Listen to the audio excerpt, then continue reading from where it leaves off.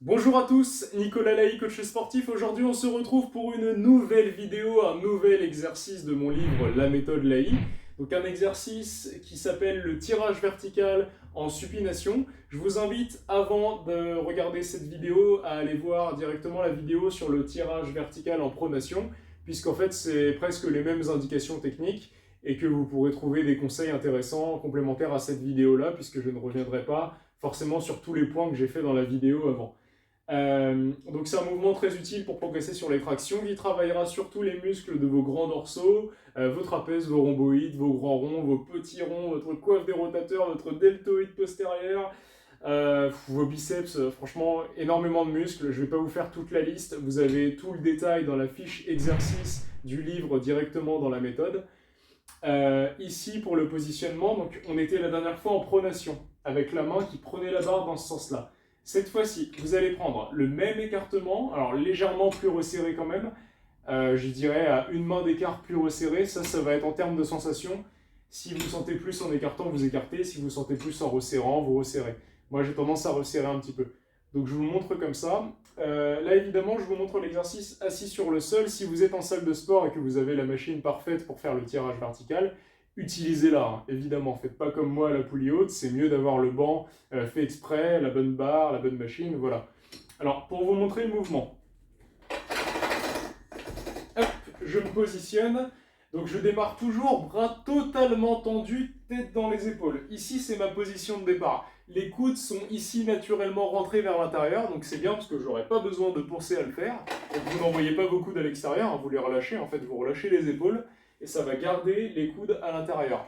Donc c'est une prise qui sollicite un petit peu plus les biceps quand vous la travaillez, donc par rapport à la pronation tout à l'heure, dans la vidéo précédente tout à l'heure, pour vous c'était hier, dans la vidéo précédente sur la prise en pronation, on travaillera un petit peu plus sur les muscles du dos. Ici, on a une meilleure sollicitation des biceps dessus. Ça pourrait presque être un exercice d'ailleurs qu'on pourrait donner pour muscler les biceps intégralement, pardon. Mais il est très intéressant à faire en isolation comme ça change un petit peu d'axe et ça permet de travailler plusieurs axes, plusieurs angles différents par rapport à vos fibres musculaires, ce qui fait un travail plus complet et plus intéressant. Donc voilà pourquoi on change un petit peu l'inclinaison des mains, voilà, entre la pronation, la supination, la prise neutre. Là on varie tout simplement parce qu'en fait les muscles sont assez complexes et qu'il faut briser les fibres dans tous les sens du terme. Pour la technique, donc tête dans les épaules, coude rentré à l'intérieur. Le premier mouvement que vous me faites, c'est resserrer vos omoplates avant même de plier vos bras. Donc vous êtes ici bras tendus, vous resserrez vos omoplates et une fois que c'est fait, vous venez tirer la barre sous le menton, donc en envoyant les coudes en arrière, en contractant vos grands dorsaux au maximum, avant de repartir sur un bon étirement vers l'avant. Ici vous inspirez, vous sortez de la cage thoracique, vous envoyez vos coudes, et vous retendez vos bras, tête dans les épaules. J'inspire, je tire, et je retends les bras. Bon voilà, c'est vraiment sensiblement pareil que le tirage vertical à la pronation, hein. Le seul vrai conseil à retenir pour le dos, c'est que avant de démarrer mon mouvement, la première articulation que je vais venir plier, c'est ce qui va me permettre d'isoler correctement mes muscles du dos. C'est-à-dire que là, en venant resserrer mes omoplates, donc mes scapulas, en venant les resserrer, j'active déjà la contraction de mes trapèzes et je complète ensuite avec la contraction de mon grand dorsal derrière dans le mouvement.